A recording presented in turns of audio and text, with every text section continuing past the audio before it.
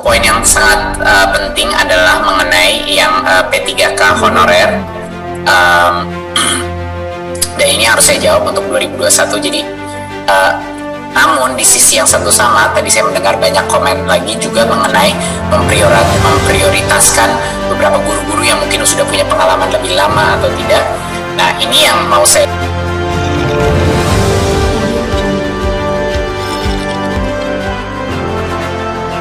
poin yang sangat penting adalah mengenai yang P3K honorer, dan ini harus saya jawab untuk 2021. Jadi kita tidak memungkinkan secara undang-undang untuk mengangkat honorer menjadi P3K. Jadi hukum undang-undang ASN, baik buat P3K atau PNS, itu tidak mungkin tanpa seleksi. Jadi itu adalah ketentuan undang-undang yang harus kita patuhi, dan juga kalau itu dilakukan tanpa seleksi, itu juga bukan hanya melanggar undang-undang, tapi juga melanggar etika kita kepada para murid-murid, dan bagaimana kita apa yang mereka patut mendapatkan kualitas minimum daripada kompetensi gurunya.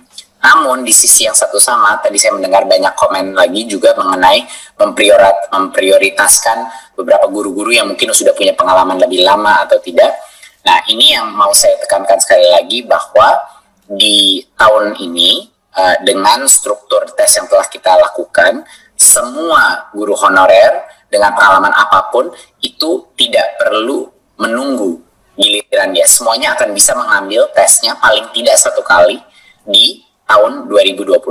Jadi semuanya bisa punya kesempatan yang sama. Jadinya semuanya kalau lulus sama tes itu dengan standar minimum tersebut, dengan threshold minimum tersebut, akan bisa diangkat menjadi P3K. Dan ini bukan hanya kita memberikan tes lalu membiarkan saja, lalu membiarkan hukum alam mengambil alih. Di sini perbedaannya adalah 2 hal yang fundamental. Kita memberikan kesempatan sampai dengan 3 kali untuk para honorer untuk mencoba lagi. Dan bukan hanya itu, kami memberikan modul-modul pembelajaran mandiri yang bisa dilakukan guru-guru untuk mencapai tingkat kompetensi minimum tersebut agar dia bisa lulus dari tes tersebut. Jadinya kunci dari ini bukan kompetensinya, kunci dari untuk lulus tes ini adalah kemauan para guru honorer untuk mempelajari materi dan kompetensi yang harus dia kuasai. Jadi itu benar-benar tergantung motivasinya, dan motivasi itu tentunya Bapak Ibu Komisi 10 setuju dengan saya bahwa motivasi untuk belajar menjadi salah satu yang terpenting untuk guru, dan itu adalah hak dari setiap murid kita untuk mendapat guru yang mau bekerja keras untuk mempelajari apa kompetensi yang diharapkan dari sistem pendidikan untuk menjaga kualitas anak. Jadinya ini sistemnya sangat demokratis, tidak perlu antrean lagi. Bisa beberapa kali mengambil, kalau tidak di 2021, di 2022 bisa sampai dengan 3 kali bisa mengambil tes ini, dan juga disediakan modul-modul pembelajaran untuk belajar secara mandiri, untuk membantu semua guru untuk mencapai level minimum tersebut. Ini bukan level yang maksimum atau yang ideal, ini adalah level minimum yang kita harapkan dari guru-guru kita untuk menjadi ASN, dan tentunya sesuai undang-undang tidak mungkin tidak tes seleksi. Undang-undang memandatkan kita untuk mengadakan tes seleksi. Kami menyadari di tahun ini bahwa kita berasumsi bahwa COVID itu akan terus masih berlalu, masih akan ada, dan akan selalu ada hybrid model antara yang tatap muka pun pasti akan setengah dari kelasnya itu masih melaksanakan PJJ. Jadi kami membuat perencanaan itu dengan mengasumsi bahwa COVID akan masih ada. Jadi kita harus selalu merencanakan untuk worst case scenario, dan itu memang strategi Kemendikbud. Makanya kita memperjuangkan untuk kuota belajar masih dilanjutkan.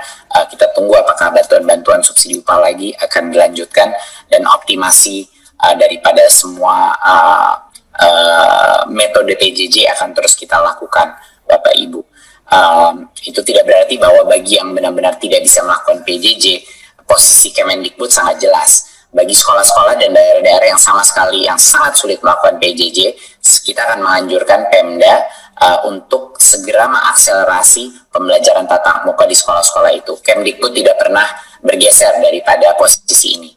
Bagi daerah-daerah yang paling sulit melakukan PJJ dan tidak bisa, lebih baik dengan protokol kesehatan melakukan tatap muka. Jadi itu adalah posisi yang Kemdikbud selalu akan mengambil untuk membela hak anak kita untuk mendapatkan pendidikan gitu. Jadi yang semakin sulit sebaiknya mulai tatap muka.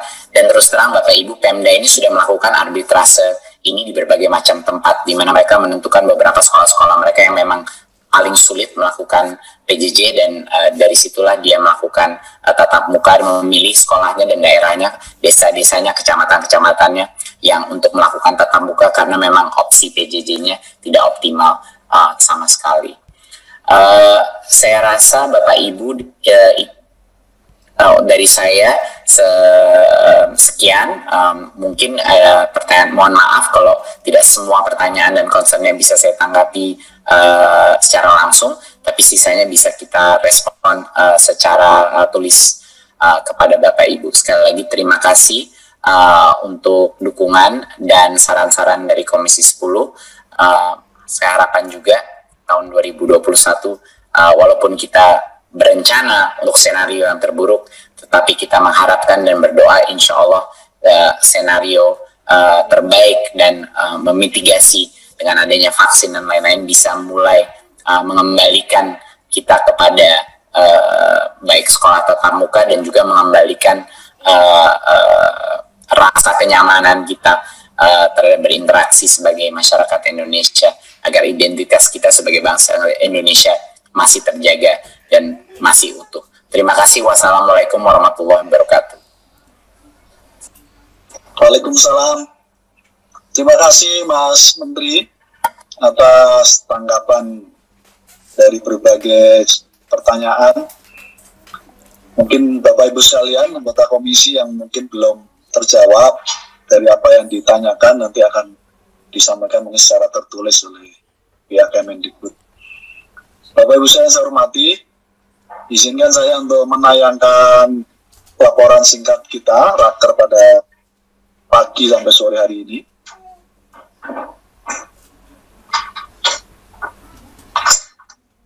Terima kasih Mbak Eni. Kita langsung masuk di kesimpulan atau keputusan. Saya akan bacakan dulu semuanya, nanti baru akan kita sisir satu persatu. Kesimpulan garing keputusan. 1. Komisi 10 DPR RI mencatat bahwa daya serap anggaran Kemendikbud RI pada tahun anggaran 2020 mencapai 91,94% atau sebesar 79 triliun 300 juta 802